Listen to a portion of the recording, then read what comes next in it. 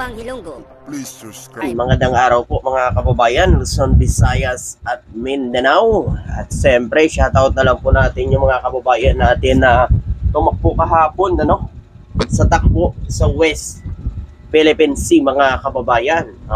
Nandun po kahapon si Jay Tarilla, si Senador Francis Tolentino. Ito po mga kababayan, ito ang ipapakita kong video, ito yung pinakahuli na. Shoutout po sa mga kababayan natin na nakiisa at tumakbo para suportahan ang laban ng gobyerno sa West Philippine Sea para igiit ang karapatan natin sa mga teritoryo na pag-aari ng Pilipinas dyan sa West Philippine Sea. Ito mga kababayan, panoorin po natin. Ayan si Francis Tolentino mga kababayan. Ayan. So dito po sa starting line, nagpipicture po muna rito. So, dito na nga dahil malapit na mga kababayan. 5, 3, 2, 1.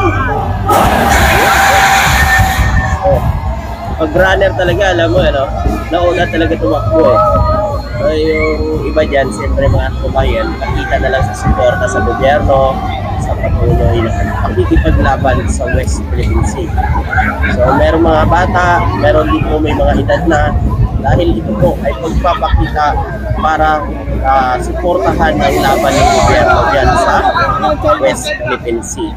Atin yan, atin yan.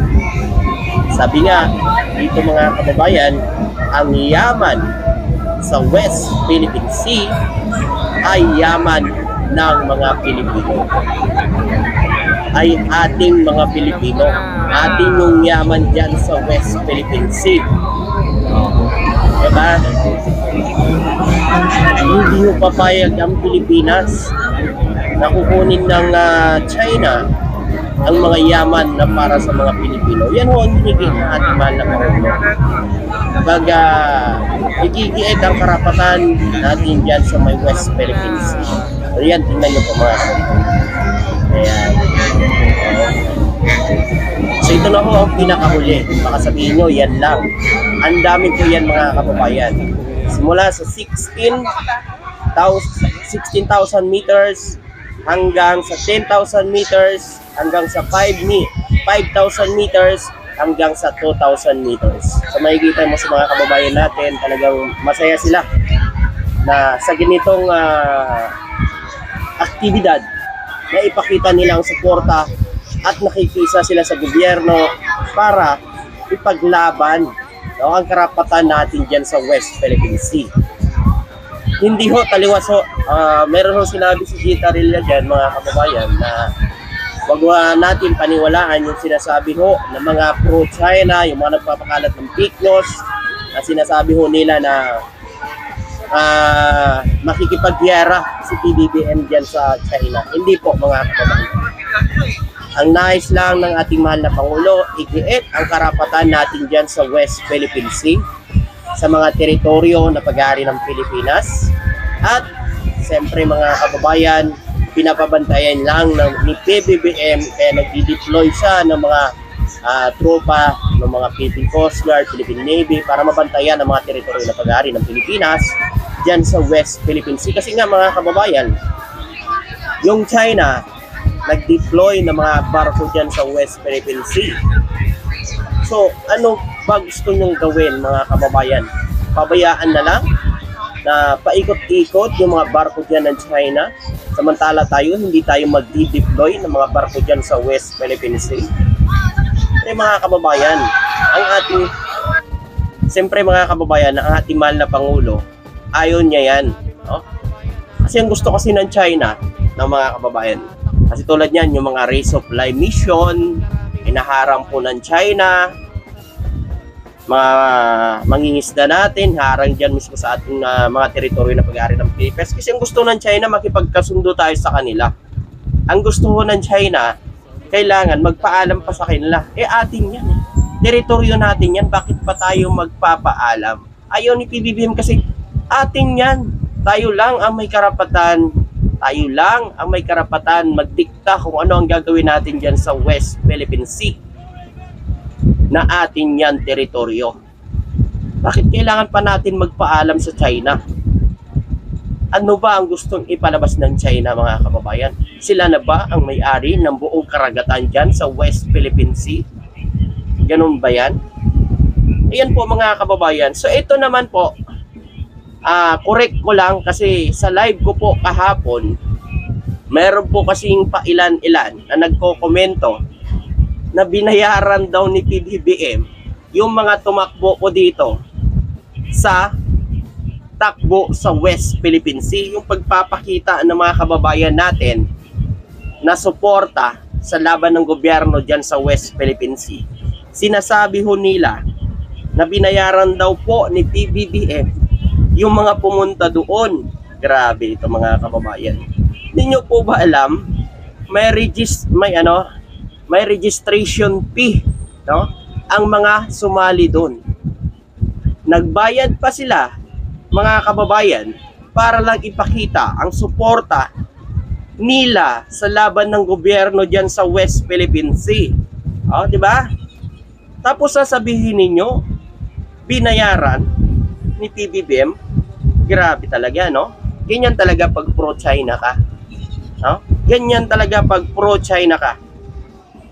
Kasi kung ikaw ay Pilipino, hindi mo iisipin yan, mga kababayan. Tulad nito. O, ayan po mga kababayan, makikita nyo po dyan sa screen. No? 10K meters yung tatakbuhin. So, kailangan mo magbayad ng 1,300 ang registration mo. Pag 5K meters naman ang tatakbuhin mo, meron kang babayaran na 1,100, mga kababayan. Oh, ano ang sinasabi ninyo na binabayaran ni PBBM ang mga tumakbo dito? Ha, mga kababayan? Ano ang sinasabi ninyo na binabayaran ni PBBM yung mga sumali rito?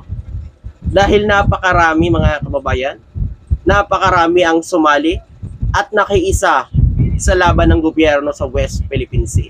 Ngayon, gagawan nyo ng kwento dahil nakikita nyo marami ang nakikisa sa gobyerno. Ano klase? Parang hindi tayo Pilipino. Dapat outside ang politika dito. Hindi sinasama ang politika dito kasi usapan no rito, mga kababayan, teritoryo ng Pilipinas. Hindi ho teritoryo ng iba, kundi atin ang West Philippine Sea. Kaya mga pro-China na to. Ay nako, tumira nga kayo dun sa doon na nga kayo sa sa China. Kasi mga kababayan, dapat tayong mga Pilipino nagkakaisa eh. Kaso wala eh. Pero inyo, sabi ho ni J. Tarilla, meron nagpapakalat ng maling impormasyon, fake news, yung makikipaggera daw si PBBM sa China. Maliho yun, mga kababayan.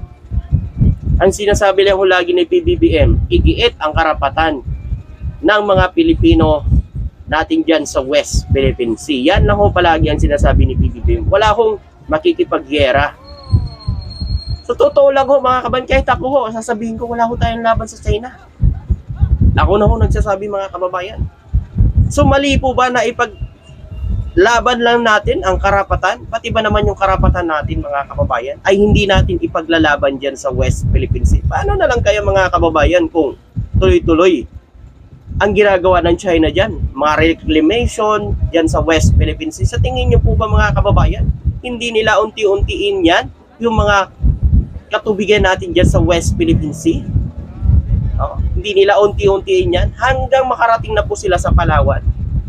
Ganyan ang utak ng China, mga kababayan.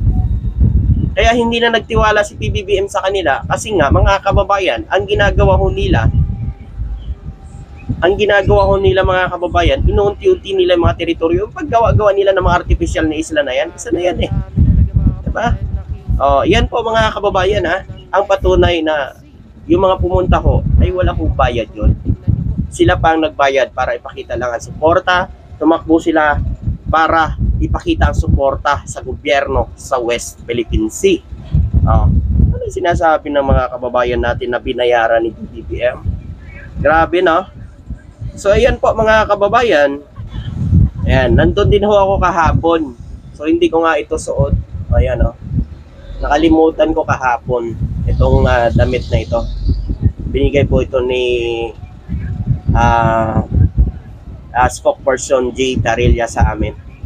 So, yun po mga kababayan. Kung kayo po, meron pa ata, hindi lang ho rito sa Maynila. Alam ko meron din sa Luzon, Visayas, Mindanao, saka Visayas. Meron din mga kababayan, hindi lang po dito sa Maynila. So antabay lang ho tayo dyan mga kababayan kasi meron din po sa inyo dyan. Kayo mga kababayan, ano po ang masasabi nyo? At makokomento. Siyempre, hanggang dito na lang. Maraming salamat po. At shout out sa mga kababayan natin na mga nanalo kahapon sa 16,000 meters, 10,000 meters, 5,000 meters, at 2,000 meters. Shoutout sa inyong lahat at sa lahat na tumakbo at nakiisa para sa laban ng gobyerno sa West Philippines. Salamat po at magandang araw.